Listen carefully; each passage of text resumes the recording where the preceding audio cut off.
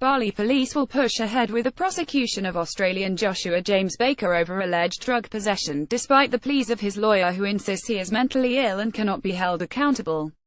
The 32-year-old, who was born in Mount Isa, was apprehended at Bali's Ngurah airport on October 8 with an alleged 28 grams of marijuana and 37 pills of diazepam, a prescription-only sedative.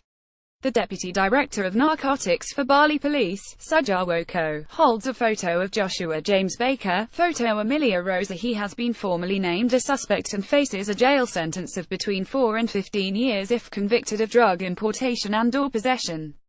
Mr. Baker's lawyer Maya Santi said people with mental illnesses try marijuana or sometimes Valium, another name for diazepam, just to make themselves balanced.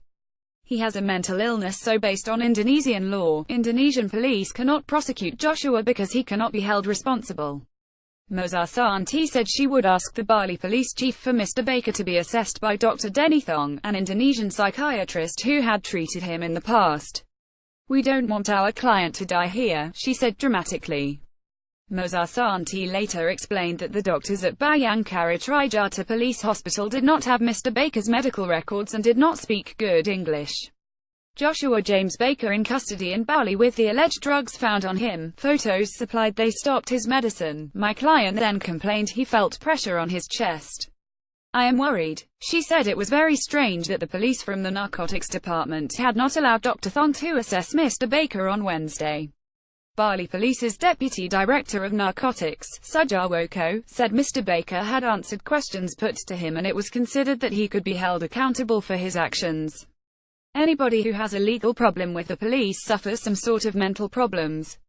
No one would happily face such a time. However, he said this was different to being so mentally unwell that a person could not be held accountable for their actions. If the person was crazy, if we asked him one thing he would answer another thing. He would then need to be released under the law. But Mr. Baker could answer the questions we asked him.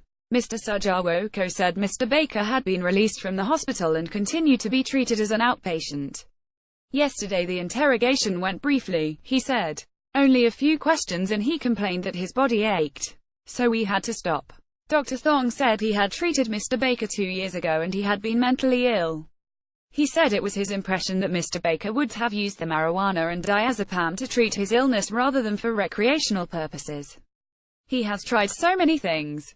I have given him benzodiazepine to calm him down, but that also sometimes gives delusions.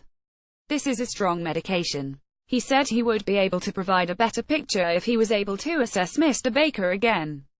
Follow Jewel Topsfield on Facebook.